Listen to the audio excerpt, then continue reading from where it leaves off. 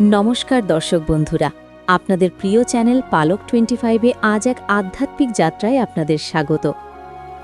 আমরা সবাই জীবনের এক অদৃশ্য দৌড়ে সামিল। সেই দৌড় সুখের, শান্তির আর সমৃদ্ধির। আমরা সবাই চাই আমাদের ঘরে মা লক্ষ্মীর অচলা অবস্থান হোক, কিন্তু আপনি কি কখনো ভেবে দেখেছেন কেন কারো ঘরে মা লক্ষ্মী এসেও স্থায়ী হন না? কেন দিনরাত পরিশ্রম করেও কাঙ্ক্ষিত ঐশ্বর্য অধারাই থেকে যায়? একটু রহস্যময় সুরে, শাস্ত্রের পাতায় আর প্রাচীন রহস্যের গভীরে লুকিয়ে আছে এমন কিছু নিয়ম যা জানলে আপনার সাধারণ ঘরটিও বৈকুণ্ঠে পরিণত হতে পারে। আজ আমরা উন্মোচন করব মা লক্ষ্মীর সেই গূঢ় রহস্য। তৈরি তো এই 20 মিনিটের বিশেষ যাত্রার জন্যে? গল্প শুরু হয় সৃষ্টিলগ্নে, যখন দেবাসুররা অমৃতের খোঁজে সমুদ্র মন্থন শুরু করেন। উত্থাল ক্ষীরোদ সাগর থেকে এক একে উঠে আসছিল কালকুট বিষ, ঐরাবত হাকি আর উচ্চই শ্রবা ঘোড়া। কিন্তু হঠাৎ চারদিক এক স্বর্গীয় জ্যোতিতে ভরে উঠল। ভক্তিপূর্ণ কণ্ঠে জলরাশি ভেদ করে প্রস্ফুটিত পদ্মে আসীন হয়ে আবির্ভূত হলেন দেবী মহালক্ষ্মী। তার হাতে স্বর্ণ কলস, চোখে বরাভয় দৃষ্টি। দেবরাজ ইন্দ্র তার মহিমা দেখে স্তব পাঠ শুরু করেন। কেন মা লক্ষ্মী ভগবান বিষ্ণুকেই বেছে নিলেন তার স্বামী হিসেবে? কারণ বিষ্ণু হলেন ধৈর্যের প্রতীক।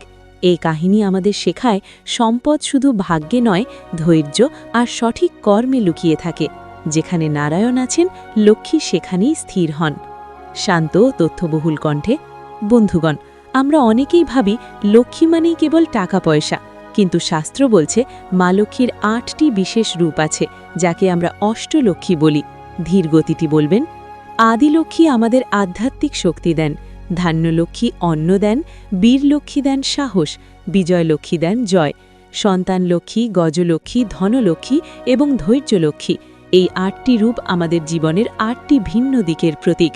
আপনার জীবনে আজ কোন রূপের অভাব? একবার শান্ত মনে মায়ের এই 8টি রূপ কল্পনা করুন, দেখবেন আপনার মনের সব অন্ধকার কেটে যাচ্ছে।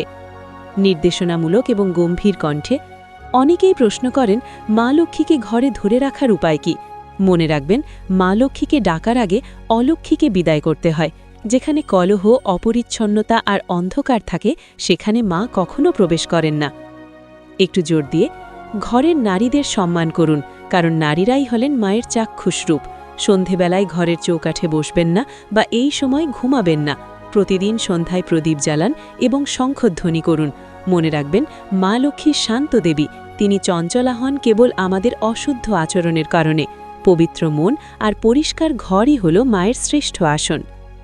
ভক্তি এবং শান্তির সুরে, সমৃদ্ধি আসবে আর যাবে, কিন্তু মায়ের প্রতি ভক্তি থাকলে আপনার মনের শান্তি কোনোদিন হারাবে না। আজ থেকে আপনার প্রতিটি কর্মে মায়ের আশীর্বাদ খুঁজে নিন। বিনয়ী হন, পরোপকারী হন, দেখবেন মা আপনার ঘরে চিরকাল অবস্থান করছেন।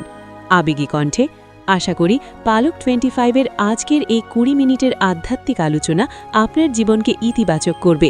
ভিডিওটি ভালো লাগলে লাইক দিন এবং কমেন্টে ভক্তি ভরে লিখুন, জয় মা লক্ষ্মী। আপনার একটি শেয়ার হয়তো অন্য কারো ঘরেও সমৃদ্ধির আলো জ্বালাবে। সাবস্ক্রাইব করে সাথে থাকুন।